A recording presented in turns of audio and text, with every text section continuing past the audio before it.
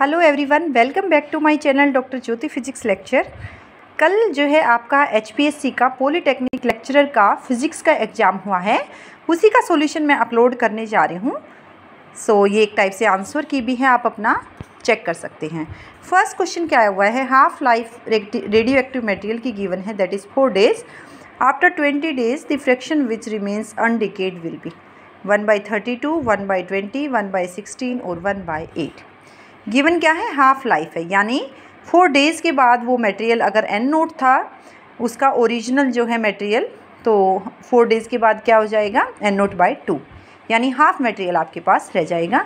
Total number of half life कितनी है, कैसे निकालोगे, 20 days गिवन है, एक हाफ लाइफ क्या 4 days की है तो 5 हाफ लाइफ है। फ्रैक्शन कितना अनडिकेड रह जाएगा 1/2n, वेयर n क्या है आपके पास number of half life. 1/2n that is equal to 1/2⁵ और that is equal to 1/32। Yes, first option is right answer. Next question है आपके पास सेल मॉडल का है, इसमें आपका नेट में भी आता है क्वेश्चन। न्यूक्लियस गिवन था 41 कैल्शियम, जिसका एटॉमिक मास 41 था, उसको आप डिस्क्राइब करें single particle shell model. The single particle state occupied by last proton and last neutron are given as, यानी जो आप लास्ट प्रोटॉन और न्यूट्रॉन की फिलिंग करोगे वो कौन से स्टेट में करोगे। ऑप्शंस आपके पास थे D5/2 and F7/2, D3/2 and F5/2, D5/2 and F5/2, D3/2 and F7/2। क्या है आपके पास, कैल्शियम है 41 है, जिसका मास एटॉमिक नंबर 20 है। नंबर ऑफ प्रोटॉन्स कितने हैं इसमें 20 हैं, आपको पता ही है एटॉमिक नंबर क्या होता है 20, तो एटॉमिक मास क्या रह जाएगा 41 - 20 दैट इज़ इक्वल टू 21। अब आपको लास्ट न्यूट्रॉन फिलिंग करनी है, कैसे, किस ऑर्डर में करते हो। सबसे पहला न्यूक्लियन जो प्रोटॉन हैं 1s में जाएंगे हाफ, यानी मैक्सिमम इसमें कितने आ सकते हैं, ये लाइक आपका J है तो 2 × हाफ प्लस 1, यानी 2 नंबर ऑफ न्यूक्लियंस आ सकते हैं इसमें मैक्सिमम।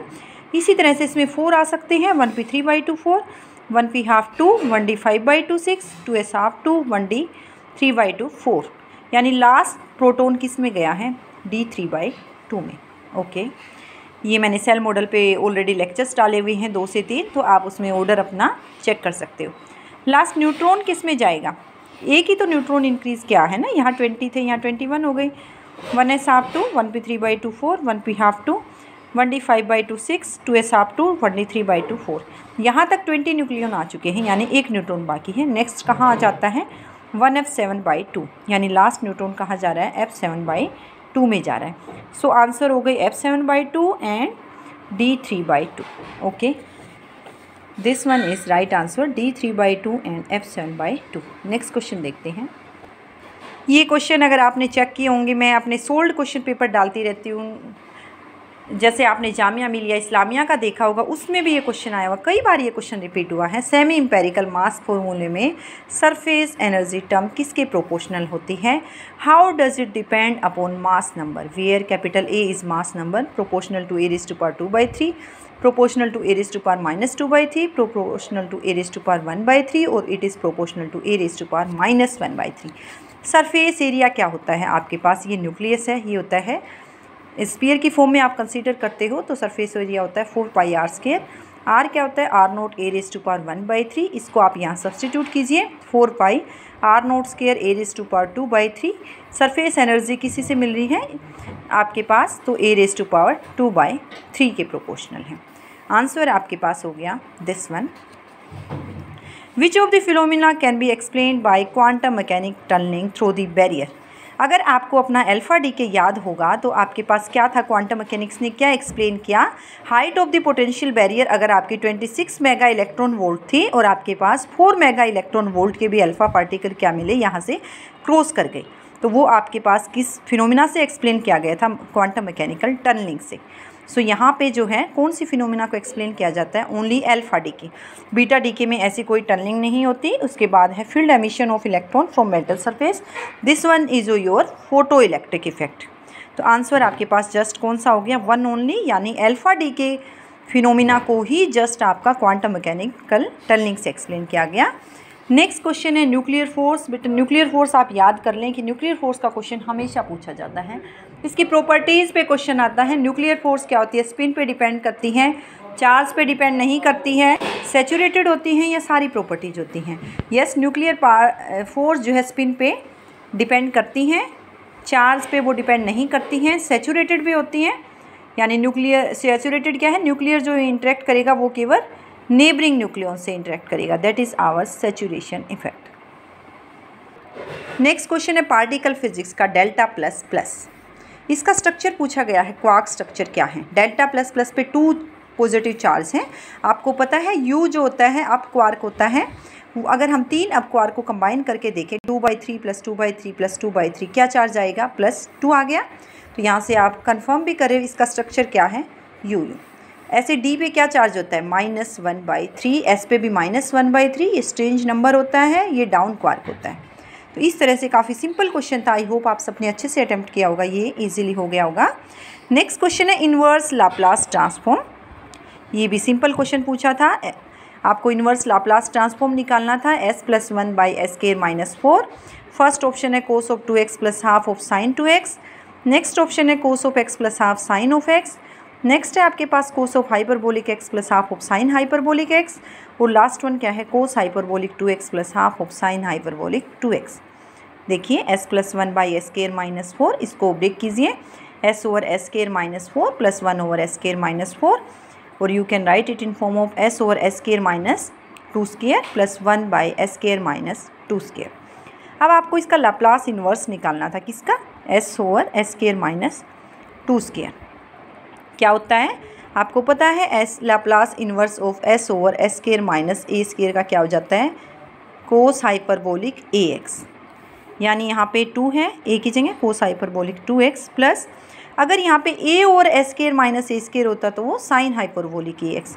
यानी आपको इसको इस फॉर्म में बनाना पड़ेगा, a और s² - a²। हाफ से मल्टीप्लाई करें, हाफ से डिवाइड करें, क्या बना? हाफ, और ये क्या बना? a और s² - a², यानी sin hyperbolic of ax, sin hyperbolic of 2x। D option is right answer. Next question है हमारे पास, फिर से आपका पार्टिकल फिजिक्स का आया हुआ, काफ़ी सिंपल क्वेश्चन है। You just have to tell isospin and strangeness of omega particle. ये बेरियन होता है, ओमेगा इसको इस सिंबल से डिनोट करते हैं, ओमेगा नेगेटिव से। इसकी आइसोस्पिन 0 है और इसकी स्ट्रेंजनेस सबसे ज़्यादा होती है, that is -3। So B option is right answer, baryon होता है ये। नेक्स्ट क्वेश्चन आपके पास क्या है? ये आपका लास्ट 21 में IIT JEE में भी क्वेश्चन पूछा गया था कि कितने नंबर ऑफ फोटोन्स एमिट होंगे बाय 100 वाट सोर्स है आपके पास, मोनोक्रोमेटिक लाइट जिसकी वेवलेंथ क्या है? 5893 एंगस्ट्रॉन। कितने फोटोन एमिट कर जाएंगे? पावर क्या है? Energy per unit time. और यहाँ से आपके पास क्या होते हैं? Energy NH²। फोटोन की एनर्जी H² होती है। आपको नंबर ऑफ फोटोन्स बताने हैं तो n फोटोन्स की एनर्जी हो गई NH²। न्यू को कन्वर्ट कीजिए c/λ, Nhc/λ। यहाँ से नंबर ऑफ फोटोन्स निकालिए p × λ/hc। p क्या है? 100 है, लैम्डा है 5893 × 10⁻⁻10 मीटर, h की वैल्यू है 6.6 × 10⁻34, c है 3 × 10⁸। सोल्व करने पे ये आ रही है 2.96 × 10⁻20। Yes, A is right answer. तो इस तरह से आप इसको सोल्व कर सकते हो। नेक्स्ट क्वेश्चन देखते हैं।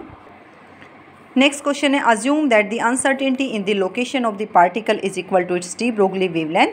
अनसर्टेनिटी आपको पार्टिकल की वेलोसिटी में बतानी है, जबकि अनसर्टेनिटी पार्टिकल की लोकेशन की गिवन है जो कि डी ब्रोगली वेवलेंथ है। तो आपके पास v/2π, v/4π, v/π और it is v/8π। We know delta x is equal to uncertainty in location of a particle.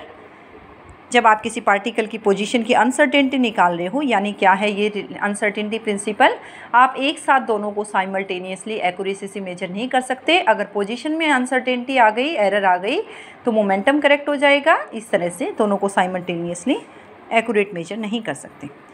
और हाइजेनबर्ग अनसर्टेनिटी प्रिंसिपल क्या कहता है? Delta x into delta p nearly equal to h cross. h cross को क्या कहते हैं? h/2π। यहाँ से डेल्टा x और ये मोमेंटम है m इंटू डेल्टा v, यहाँ से डेल्टा v निकालिए, h/2π m into delta x, h/2π m। Delta x की क्या वैल्यू है? लैम्डा गिवन है आपको, D Broglie wavelength. You know very well the formula for D Broglie wavelength क्या है? h/mv। आपके पास बेसिक डी ब्रोगली जो है हाइपोथेसिस क्या है, जब कोई मटेरियल पार्टिकल है, पार्टिकल मोशन में है, तो उसके साथ एक वेव भी एसोसिएटेड होती है और उस वेव की वेवलेंथ क्या होती है, लैम्डा इक्वल टू h/mv। तो यहाँ से आप देख पा रहे हो m से m कैंसिल आउट हो रहा है, h से s, क्या आंसर आया v/2π। इसी तरह से आपके क्वेश्चन पेपर में, वैसे तो आपने चेक कर लिया होगा ये क्वेश्चन, एक क्वेश्चन और पूछा गया था ऐसा ही अनसर्टेनिटी प्रिंसिपल पे, जिसका आंसर मैच नहीं कर रहा है तो आप उस क्वेश्चन को चैलेंज कर सकते हैं। अभी मैं उस क्वेश्चन का सॉल्यूशन भी अपलोड करूँगी। नेक्स्ट क्वेश्चन आपके पास सुपर कंडक्टिविटी से था। क्रिटिकल मैग्नेटिक फील्ड गिवन थी किसी सॉलिड की सुपर कंडक्टिंग स्टेट में, वो टेम्परेचर पे डिपेंड करेगी, टेम्परेचर के साथ इंक्रीज़ करेगी, अगर टेम्परेचर डिक्रीज़ कर रहा है तो इंक्रीज़ करेगी, या टेम्परेचर पे डिपेंड करेगी ही नहीं। आपको पता होगा रिलेशन क्या होता है क्रिटिकल मैग्नेटिक फील्ड का टेम्परेचर के साथ, hc0 1 - t²/tc²। ये कौन सी मैग्नेटिक फील्ड है, जो आपकी t=0 पे है, ये t टेम्परेचर है, ये tc क्या है, क्रिटिकल टेम्परेचर है। अगर आप यहाँ से t=tc सब्सटीट्यूट करें, क्या आएगा, 0 हो जाएगी आपके t=tc पे जो है क्रिटिकल मैग्नेटिक फील्ड। t को 0 सब्सटीट्यूट कीजिए, 1 - 0 यानी hc0। सो आपका जब t=0 है तो मैक्सिमम क्या है, hc0 है मैग्नेटिक फील्ड। ये मैंने ग्राफ भी दिखाया है, जैसे जैसे टेम्परेचर इंक्रीज़ कर रहा है तो डिक्रीज़ कर रहा है, और टेम्परेचर कम था तो वैल्यू क्या है, ज़्यादा है। ये आप ग्राफ से भी चेक कर पा रहे हो, यहाँ से भी देख लिया, जब 0 केल्विन था तो maximum value of magnetic field होती है। तो यहाँ से क्या कह रहा है, टेम्परेचर पे डिपेंड ही नहीं करेगी, रॉन्ग ऑप्शन। टेम्परेचर के साथ इंक्रीज़ कर रहेगी, नहीं, ये टेम्परेचर के साथ क्या कर रही है, डिक्रीज़ कर रही है। नेक्स्ट है इंक्रीज़ करेगी, अगर टेम्परेचर को डिक्रीज़ करोगे, यस, टेम्परेचर कम है तो ये क्या है, ज़्यादा है, डिपेंड ही नहीं करेगी। तो ये C option is right answer. Next question देखते हैं, काफ़ी सिंपल है आपका। 11th-12th में भी जब आपके पास सेमीकंडक्टर का कॉन्सेप्ट आता वहीं पे हो जाता है। आपके पास प्योर सेमीकंडक्टर है, लाइक सिलिकॉन है, जर्मेनियम है, और आप जो है उसमें इम्प्योरिटी ऐड करते हैं कंडक्टिविटी को इंक्रीज़ करने के लिए। तो वो जो डोपेंट होते हैं वो 2 टाइप्स के होते हैं, N टाइप और P टाइप। जब आप N टाइप करोगे तो पेंटावेलेंट वैलेंसी ऐड करोगे, और पेंटावेलेंट वैलेंसी से आपके पास क्या होता है, 4 तो बॉन्ड बना लेंगे, 4 इलेक्ट्रॉन तो सिलिकॉन के साथ, एक एक्स्ट्रा रह जाएगा, और यहाँ से आपके पास N टाइप सेमीकंडक्टर बनता है। तो N टाइप का कौन सा है, पेंटावेलेंट जो है। जर्मेनियम तो आपके पास प्योर सेमीकंडक्टर हो गया, बोरोन एल्यूमिनियम आपके पास P टाइप हो गई, तो फॉस्फोरस क्या है, N टाइप सेमीकंडक्टर। तो इसका आंसर क्या होना था, N टाइप सेमीकंडक्टर कैसे बनेगा आपके पास, फॉस्फोरस ऐड करके। D option is right answer. Next question है आपके पास, परफेक्ट फ्री गैस है मेटल में, तो magnitude of phase velocity group velocity में क्या रिलेशन होगी। आपकी फ्री इलेक्ट्रॉन गैस के लिए फेज वेलोसिटी जो है half of the group velocity बन जाएगी। So B option is right answer. इसका सॉल्यूशन मुझे देने की ज़रूरत नहीं है।